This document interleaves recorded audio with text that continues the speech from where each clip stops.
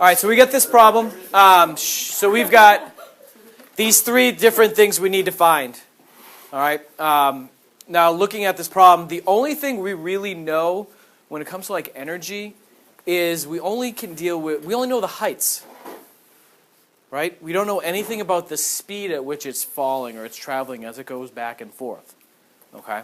So that tells me, and hopefully it tells you, that because we only know the heights when we're dealing with energy, we can only look at the potential energies. Does that make sense? Right? We can only look at the potential energies, again, because all we have are the heights to deal with. We don't have anything else. All right? So that's what I'm going to look at is the heights. So we know just by looking at the picture, we know that there's a change in energy, right? There has to be a change in potential energy because we're moving through those different heights. So we're left with then mgh2, right, because that's our final, minus mgh, okay, which was the other height, with the original height. So plugging in what we have and what we don't have, we know mg are the same for both of them. The original height was 1.7, and the final height was 2.2. No, h2 is 1.7. The final height is, right, sorry. So the height that it ends on the other side is 1.2, and then it starts at 2.2. So the difference between them is 0.5 mg. Minus 0.5 mg. Okay? So what this means is that we've lost 0.5 mg worth of energy. Right? Remember, again, this is mgh. Right? mgh is what this is talking about. Okay, where this is like your difference in height. But this is the amount of energy that we've lost, and that's equal to the amount of work that friction did against the block. Okay? So remember, we should have 2.2 mg energy on one side, joules of energy on one side, and we should get 2.2 mg joules on the other side. Does that make sense? Right? But because friction did work against it, we don't have 2.2 on both sides. We have 2.2 on one side and 1.7 on the other. So we've lost 0.5 because the friction of that horizontal piece did work against the block. Vic? So would friction work be positive? Negative. Because it did it against it. Okay? Because think of it this way, the block was sliding to the right, friction was doing work was applying the force to the left. So it's negative work. Okay? So this is, again, the amount of work that friction did. And we want to find out what that mu is. All right, so we know that work is equal to force times distance.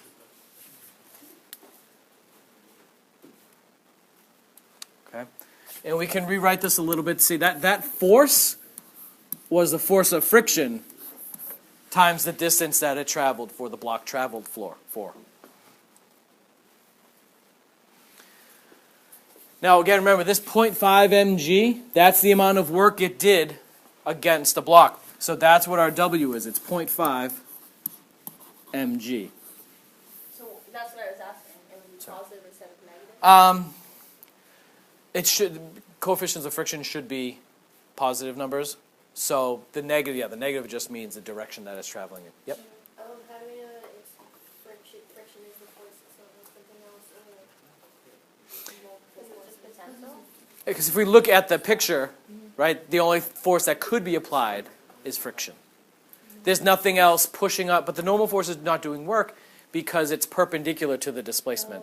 And remember that they have to be parallel in order for work to be done. Yep. What if there was friction all around it? What do you mean by friction all around it? Like on the heights too? Then we'd have to know. It would be the same. We'd have to know the two different heights with which they finish, right? Start and finish, and that work number would be larger. And we'd have to know the distance that it travels on that track. right? Because that's our x. Okay, are we good? We're good so far? So this is the work that friction did, that distance d did, all right? Now, the force of friction we know is mu times the normal force, correct? All right? We can call that, and we're okay with calling it mu mg then? Normal force is equal to the weight. And then we have x.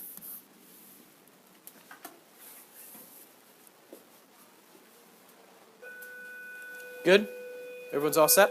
All right, so we have mg's on both sides, so they cancel out. And we're left with 0.5 equals mu. And we know our x. We know the distance with which the friction was applied. That's 2 meters. All right, that's our d.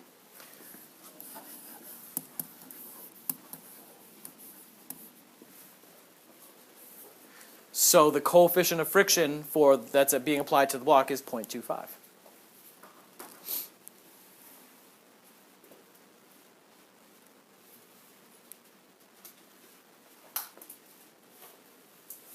Good? Does that make sense? Okay? All right. So again, the key here was we needed to find out what that difference was.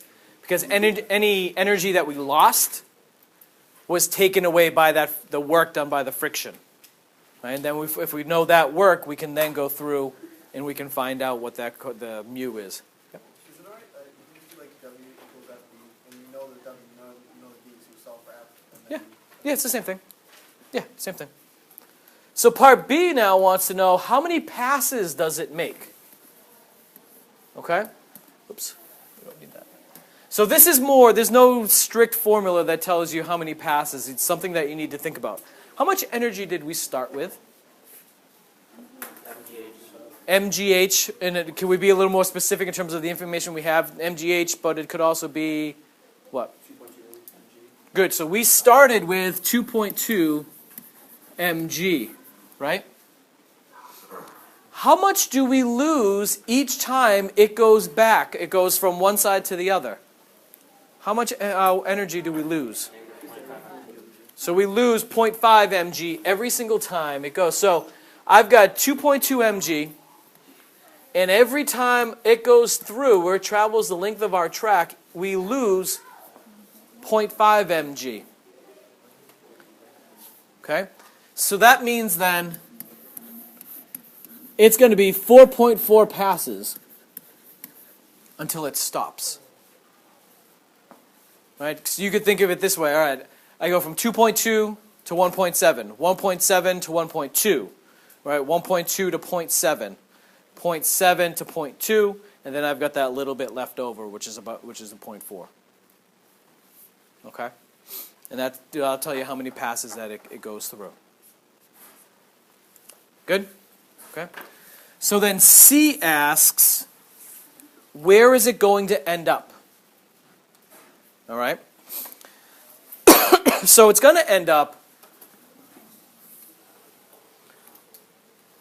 somewhere on this path, right? Somewhere on here. We're okay with the fact that because this is frictionless, right? If it stops up here, it's going to slide back down.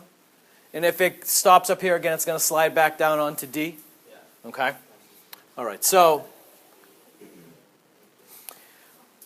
we know that it's going to take 4 full passes. One second.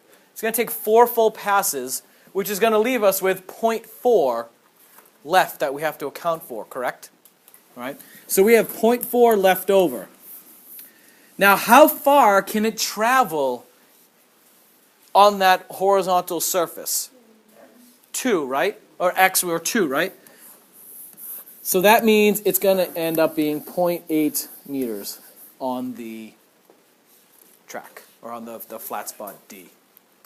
Yeah. Now, if it was like 5.4 passes, for example, would you find like 0.8 0.4. again? Yeah, you get 0.8 But again. then would you subtract it from the 2.1? I would just leave it. Or because it would be on the opposite side. Right. It asks the distance traveled on the last pass. So it's not asking for the position, it's asking for how far did it go on that last time through. If you said, the question was, where is it on the last pass, then you'd have to set one side as being the origin, and then you could locate the other ones. Okay?